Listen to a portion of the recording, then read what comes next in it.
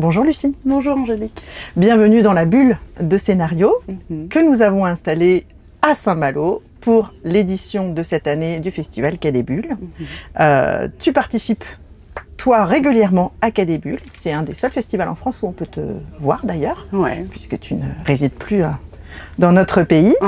Est-ce que tu peux nous parler un peu de toi, comment tu en es arrivée au dessin et surtout, comment est-ce que la jeune Lucie d'à peine 14 ans a rejoint le studio Godferdom? Ah ouais. C'est l'histoire qui a changé ma vie. Donc j'ai toujours dessiné. Je pense que tous les enfants dessinent et à un moment ils s'arrêtent parce qu'ils ont mieux à faire et moi j'avais pas mieux à faire. Donc j'ai toujours dessiné. Et j'ai eu beaucoup de chance parce que j'habitais à Marseille et j'étais très très fan du Lanfeust Mag et de tout l'univers de Lanfeust. Et le Lanfeust Mag, il y avait des concours et ils mettaient leur adresse. Et il se trouvait que l'adresse était dans la ville d'à côté, Aix-en-Provence. Et donc, je suis allée gratter à leur porte dès que j'ai eu 14 ans, alors que j'avais mes parents derrière qui me disaient, tu sais, ils vont certainement pas avoir un intérêt quelconque pour une petite fille qui vient les embêter. Et en fait, si. Et au fur et à mesure, je me suis un peu imposée comme une petite sœur chiante qu'ils ont dû adopter. Et voilà, je suis toujours adoptée au jour d'aujourd'hui, j'espère. Je fais toujours partie de cette grande famille. Voilà, c'est ça. Effectivement. Il y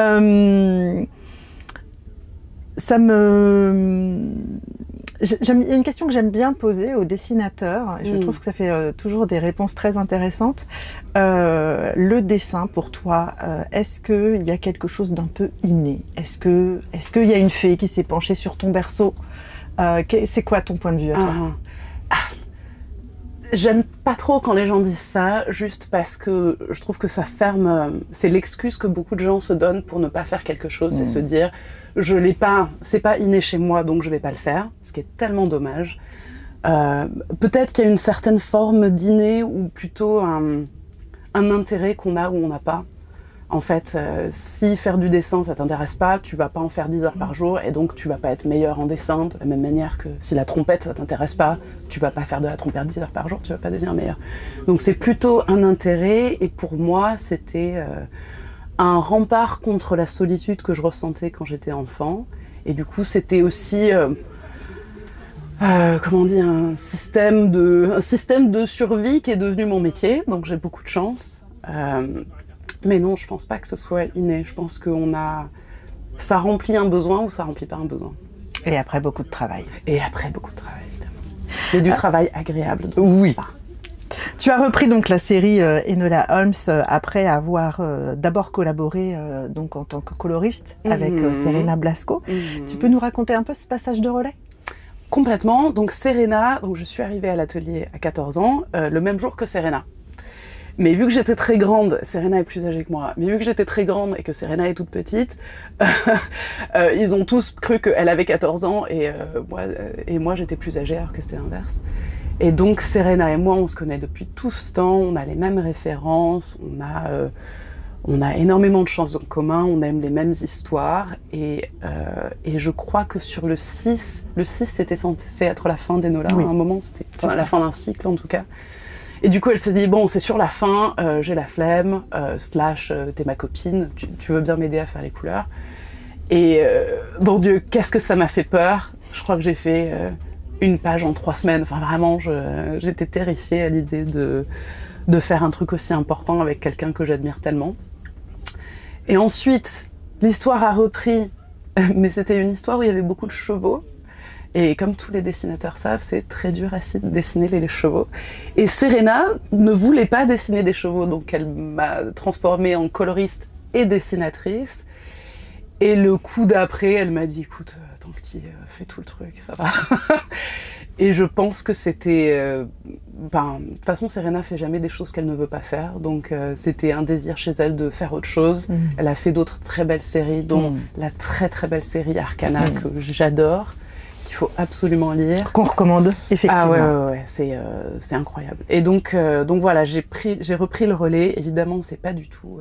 Enfin, j'ai fait de mon mieux, mais c'est pas du Serena Blasco, parce que Serena a une relation aux couleurs qui est fantastique et poétique, alors que moi, je suis un peu plus, je pense, rationnelle avec mes couleurs. Ce qui est dommage, mais on peut pas forcer ces choses-là.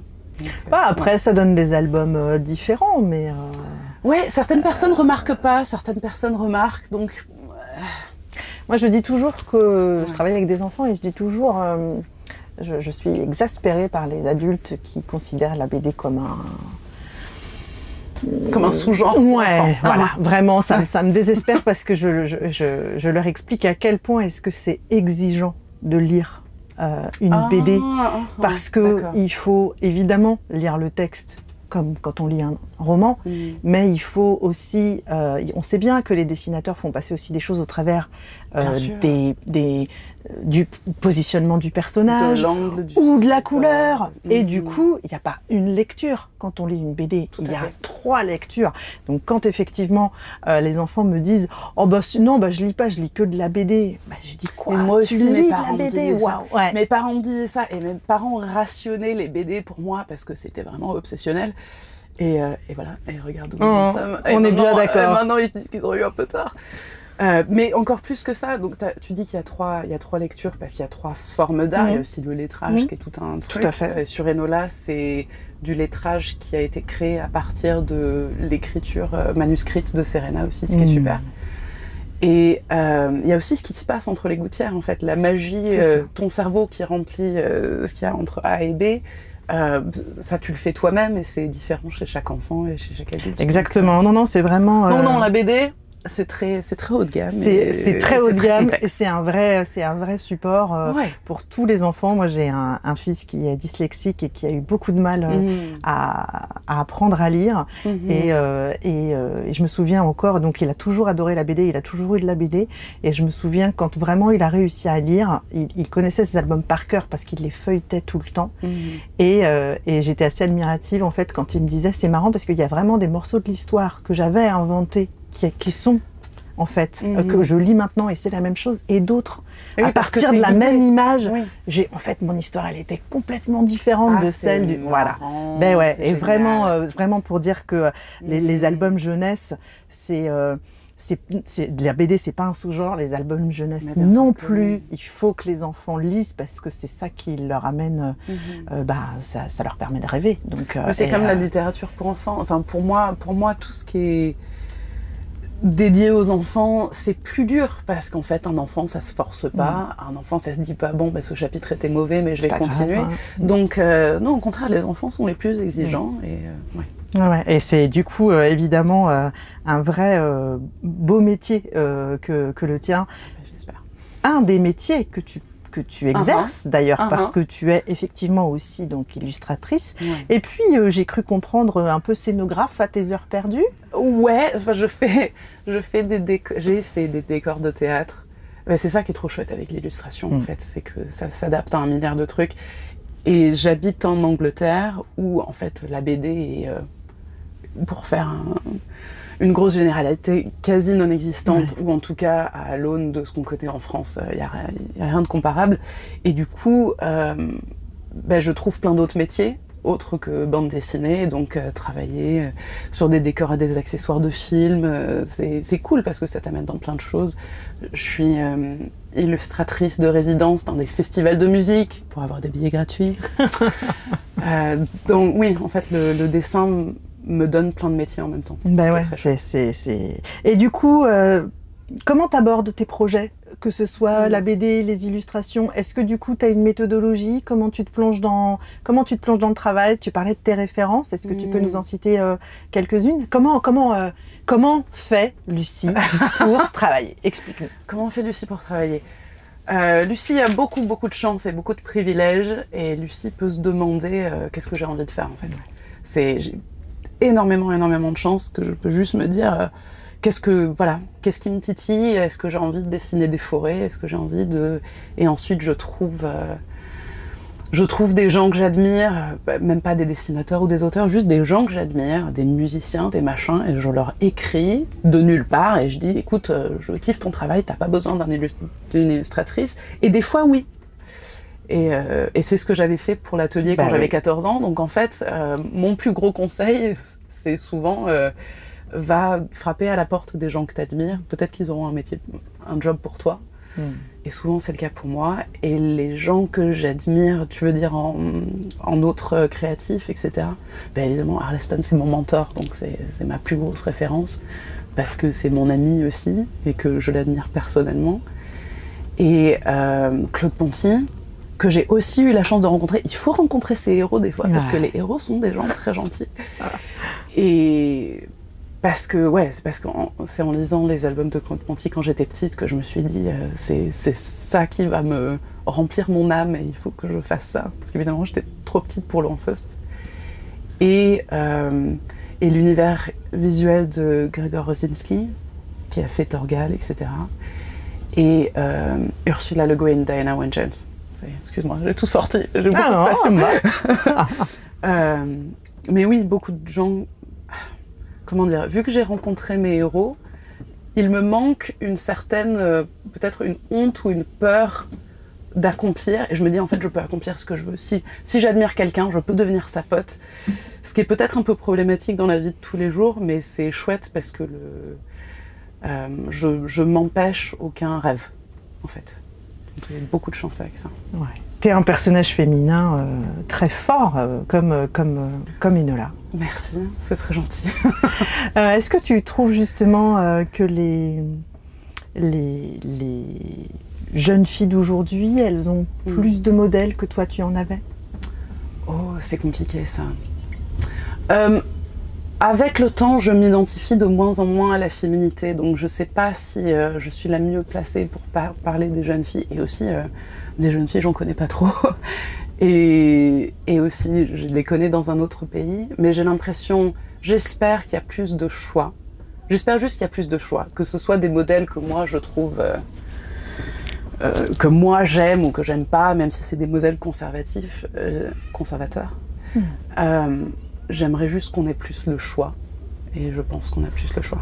Oui, je suis d'accord, effectivement. Oui. Je pense qu'aujourd'hui, il y a notamment la représentation dans les personnages de bande dessinée, effectivement. C'est ça.